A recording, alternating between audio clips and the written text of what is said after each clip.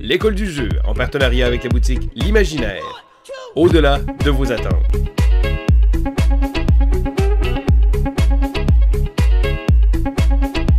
Alors, je crois que nous allons commencer par défausser une carte et nous allons défausser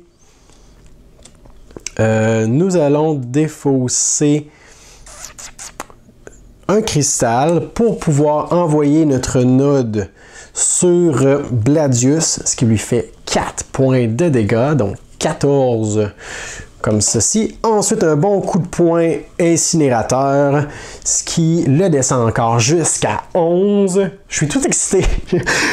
Donc, on prépare maintenant nos nouveaux sortilèges et là, on a 4 brèches ouvertes, dont une qui est super forte. Ce qui fait en sorte que Skeltaz présentement est plus vulnérable à la caractéristique Unleash de Bladius, mais c'est pas grave, c'est pas grave. Nous allons mettre en place notre Skill Shot dans notre brèche. Oh! On va perdre ça. Ouais. On va placer notre Skill Shot dans une brèche ordinaire, notre Fire Chakram dans la brèche améliorée juste ici. Donc, quand on va l'envoyer, ça va faire 3 dégâts au lieu de 2. Et on a 2 cristaux. Là, on a tellement de brèches ouvertes qu'on va aller récupérer le plus de sortilèges possible. On ajoute ça ici. On pioche notre nouvelle main de cartes. 1, 2, 3, 4, 5. Voilà, on espère avoir plein de sortilèges. Et on continue, c'est maintenant au tour du Némésis de faire les siennes. Alors on active les cafards voraces. Gravehold, 2 de dégâts.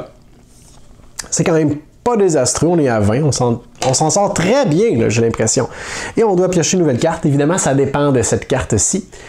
Tremor, c'est une carte pouvoir. OK. Oh là là! OK. Donc, la carte pouvoir qui est juste ici, on se souvient qu'elle vient dans l'activation régulière. On doit mettre des petits jetons. Il y a des emplacements pour de potentielles évolutions. Pour se débarrasser de cette carte-ci, il faut dépenser 7 Embers. Je crois que dans la partie actuelle, on n'a jamais réussi à atteindre ce niveau. Et lorsqu'on va enlever le dernier jeton de pouvoir, Unleash Twice, donc 4 points de dégâts sur Skeltaz, qui est à 8, c'est la moitié de ses points de vie. Gravehold, 4 de dégâts, ce qui nous mettrait à 16.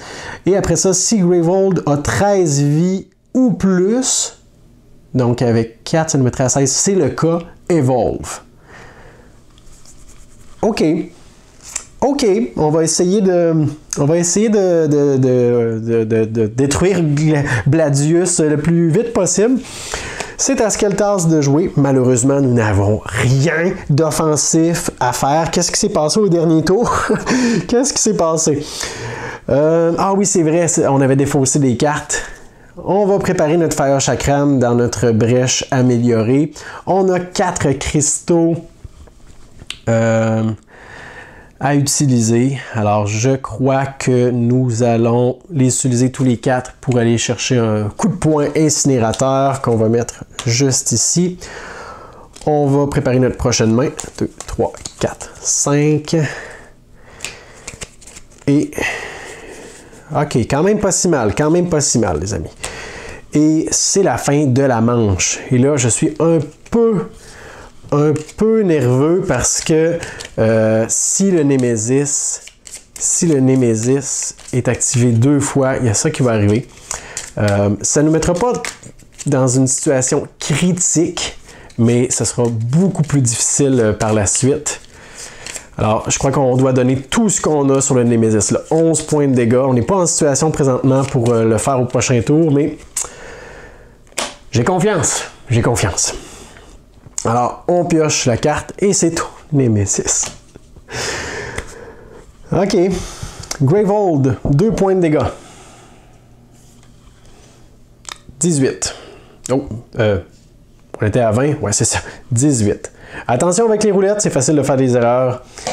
Par la suite, on doit enlever un petit power juste ici. Donc, rien qui se passe pour l'instant, à part le fait qu'on doit piocher une nouvelle carte. C'est une autre créature, celle du dessus de notre enveloppe. Alors, quelque chose me dit que ce n'est pas positif du tout. C'est un chien de haine, si on veut. 7 points de vie. Et persistant, Gravehold va avoir 3 points de dégâts chaque activation. Ok. Bon, ça commence à devenir un peu plus tendu tout ça, les amis. On continue avec, cette fois-ci, c'est certainement à nous de jouer. Oui, Skeltas, qui va commencer par balancer son fer chakram. Si je l'envoie sur le Némésis, ça l'amène à 8. Ici, j'ai 3, 4. Ok, je crois que si on est capable d'avoir nos activations rapidement, on va s'en sortir pas trop mal. Et le nombre de cartes dans le paquet du Némésis diminue de façon assez menaçante. Donc on va commencer par balancer notre fer chakram sur Bladius pour l'emmener. Ça faisait 3 dégâts à cause de la brèche ouverte, donc 8 points de vie. Il va commencer à boiter un peu notre Bladius. Et on va par la suite préparer nos sortilèges et c'est là qu'on peut commencer là, vraiment à avoir des mises en place menaçantes. On a 2 cristaux, tiens, pourquoi pas, parce qu'on veut piocher le plus de cartes possible au prochain tour. On va aller chercher un autre fer chakram, piocher notre main, 1, 2, 3, 4, 5. Donc là, si je ne m'abuse, 1, 2, 3, 4, 5, 6, 7. Si Skeltas rejoue, on peut faire 7 points de dégâts. C'est pas assez pour le tuer, mais on s'approche dangereusement. C'est à Faelwen, alors Faelwen va l'affaiblir, Skeltas pourrait l'achever par la suite. On n'a rien dans notre défausse, c'est pas grave. On va commencer par envoyer notre fer chakram qui va faire 3 de dégâts. 1, 2, 3. Donc, 2, 3, 5. On va envoyer notre skill shot aussi. Ce serait stupide de le gaspiller. Donc, 4. Dans un monde idéal, j'aimerais qu'on puisse le tuer avant qu'il y ait évolution sur cette carte parce que les autocollants vont rester là. Et là, on va préparer un prochain tour qui va être dévastateur avec notre node des Sparks. On va défausser notre gemme pour pouvoir avoir 4 Ember. 4 Ember qui va nous permettre d'aller chercher un coup de poing incinérateur. Alors là, on est vraiment bien équipés, les amis. C'est la fin de notre tour. C'est vraiment cette carte-là qui va tout déterminer. On a 2 chances sur 3 de pouvoir le tuer avant qu'il ne soit activé. Voyons voir. Vous allez le voir avant moi. C'est Skeltas! Ok, alors je crois qu'on va y aller tout simplement avec tout ce qu'on a. On va balancer 3 points de dégâts en commençant ici. 1, 2, 3, ça l'amène à 1 point de vie. Et on va l'achever avec la façon la plus humiliante possible avec un Spark pour 1 dégât. Et voilà! Boum! Alors, voyons voir notre carte consigne. On nous disait, si vous battez Bladius, on doit maintenant lire le devant, le recto de la carte L16. Donc, pas cette carte-ci, la prochaine. Alors, allons voir ce que cette carte-là dit. Houhou, on a gagné! La suite des événements. Donc, dans la carte de la conclusion du chapitre 2, on nous disait d'ouvrir l'Insight 4 et d'appliquer les différents autocollants dans le livret de règles et aux endroits appropriés. Je dois vous dire que derrière l'Insight 4, il y a beaucoup d'autocollants. Alors, j'avais au moins 5 autocollants à placer à différents endroits dans les règles. Ce sont les nouvelles règles relatives aux charges. Donc, les joueurs habitués à Aeon's End connaissent ou savent du moins la référence. Les charges sont en fait des petites composantes qu'on peut décider de venir placer ici dans le bas de notre plateau de joueurs. Donc auparavant, on n'avait pas cet emplacement disponible dans la version Legacy. Donc c'est pourquoi là, c'est un des autocollants qu'on vient de débloquer qui est placé sur notre plateau. Donc c'est une nouvelle action qu'on peut effectuer avec notre Ember généré dans nos tours. On peut maintenant utiliser 2 Ember, le nombre de fois qu'on veut dans un tour, pour aller chercher des petits jetons charge qu'on va placer juste ici. Un des autres autocollants qui était disponible, on devait faire un choix parmi les 8 plutôt améliorations, habilités uniques. Pour l'instant, tout ce qui est autocollant dans Aeon's End Legacy est unique. Là. Les habilités, les cartes également qu'on a améliorées, il n'y avait pas 2 fois la même habilité. Alors, on est vraiment en train de construire des personnages qui sont radicalement différents. Donc, je vous présente la nouvelle habilité de Skeltaz. Skeltaz, c'est Météore. Et là, faites pas de saut, là. Toutes les habilités que je vais débloquer, quand il va falloir les nommer, c'est bien possible que je leur donne un nom anglophone parce que ben, le reste du jeu est en anglais. Évidemment, j'essaie de prendre des noms qui se ressemblent un peu ou des expressions qu'on utilise en français comme charge, météore, skill shot. C'est des mots qui sont évocateurs. Donc, pour ce qui est de Skeltaz, sa nouvelle habilité météore, c'est que lorsque toutes mes charges seront remplies, pendant mon tour, je peux décider de les enlever. Donc 6 charges, un potentiel de 12 Ember pour faire cette habilité-là, mais qui est quand même très puissante. C'est que je vais pouvoir balancer un sortilège qui est préparé pour n'importe quel joueur, donc Faeloen ou Skeltaz, sans le défausser. Alors, il reste actif dans la brèche. Je le balance quand même, donc ça fait des points de dégâts, mais il reste disponible pour le prochain tour. Et en plus, le sortilège que je vais lancer de cette façon va faire un point de dégâts supplémentaire.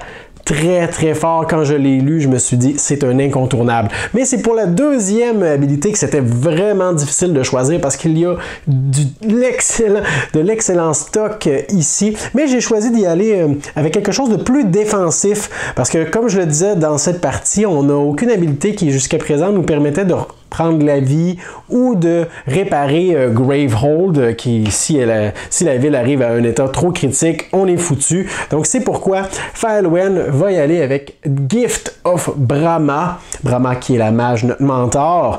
Donc si je remplis toutes mes charges, je peux toutes les défausser pour donner 5 points de vie à Gravehold, ce qui devrait nous donner un peu de flexibilité pour les prochaines parties qui, j'en suis certain, ne seront pas plus faciles. Et on nous indiquait également d'ouvrir la boîte numéro, pas numéro, mais la boîte lettrée B.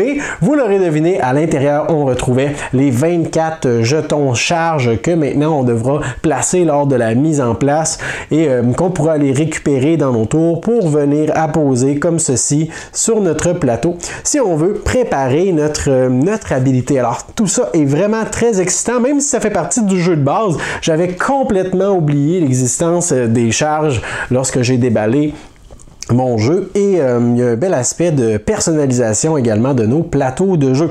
Par la suite, quelles sont les autres étapes qu'on nous demandait de suivre? Donc tous les autocollants, blablabla, la boîte B. Par la suite, on nous demandait de lire la carte L18 qui nous dit que nous pouvons maintenant dévoiler l'autre moitié du paquet Stop 2. Ce sont les nouvelles cartes qui seront disponibles pour la prochaine partie. On nous indique ensuite qu'on doit faire un petit ménage des cartes qui sont là. Nous allons bannir toutes les cartes qui ont le mot-clé Bladius. Je vais vous en montrer un exemple. Alors, toutes les cartes qui ont le mot-clé ici, Bladius, nous allons les bannir avec le plateau de Bladius. On l'a achevé, c'est terminé. Par contre, plusieurs cartes parmi celles-ci, dont entre autres la fameuse carte Marked, ont le mot-clé Basic, en voulant dire que c'est une carte de base. Donc, ces cartes-ci vont être réutilisées pour les prochaines parties. C'est pourquoi on va revoir cette carte à un certain moment donné. Donc, ce que je vais faire, c'est que je fais un peu de ménage. Je mets en place les nouvelles cartes qui seront disponibles et nous allons regarder donc à quoi notre prochaine partie va ressembler. Voilà donc les 4 choix qui s'offrent à nous. Je vous rappelle qu'on doit toujours, si on le désire en fait, à la fin d'un chapitre, on peut sélectionner jusqu'à 2 types de cartes nouveaux et les ajouter donc à notre réserve pour la prochaine partie. Par contre, les cartes qu'on enlève à notre réserve sont bannies et celles qu'on ne choisira pas parmi celles-ci sont retirées également du jeu. Alors, j'ai un peu analysé chacune d'entre elles. Je vous fais un topo rapide. Ici, on a un nouveau gemme qui nous donne 2 Ember. Et si on a 3 charges ou plus sur notre personnage, eh bien, on nous donne 3 Ember à la place. Brain Knife, qui est une relique. Immédiatement quand on la joue, on va récupérer une charge. Et après ça, un allié peut focusser une de ces brèches qui est fermée, mais seulement celle avec le coup de focus le plus bas. Par la suite, nous avons ici la transfusion de force qui est un sortilège. Lorsqu'on le balance, il fait 3 dégâts. Et si son propriétaire a 3 charges ou plus, eh bien, il récupère une charge immédiatement après l'avoir balancé.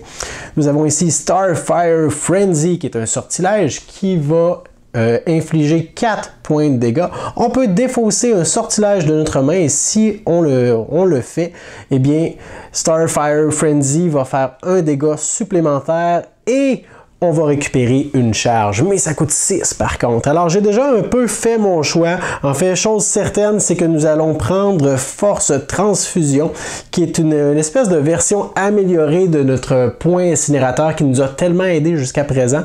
Mais on a le même coup, on a le même dégâts qui est infligé, sauf que ce sortilège-ci va nous donner des charges si on a déjà des charges. Alors ça peut nous être utile, donc malheureusement notre coup de poing incinérateur, on va lui dire au revoir pour cette campagne. C'est vraiment la deuxième carte qui a été difficile à choisir. Je suis tenté de prendre cette carte-ci qui peut faire beaucoup de dégâts, mais j'ai l'impression que ça va être long avant qu'on puisse générer 6 Ember. Alors à la place, nous allons prendre Brain Knife, qui est une espèce de version un peu améliorée de cette carte-ci, que je trouvais intéressante, mais qui coûtait 4, qui était un peu hors de prix, surtout en début de partie. Alors on va la remplacer par cette carte-ci qui va nous permettre de récupérer des charges quand on va la jouer et de focusser des brèches. Donc voilà pour ce qui est de nos nouvelles cartes qui seront disponibles dès le prochain chapitre. Donc toutes les cartes que nous n'avons pas sélectionnées ou celles que nous avons retirées sont bannis, alors on ne les verra pas revenir de sitôt.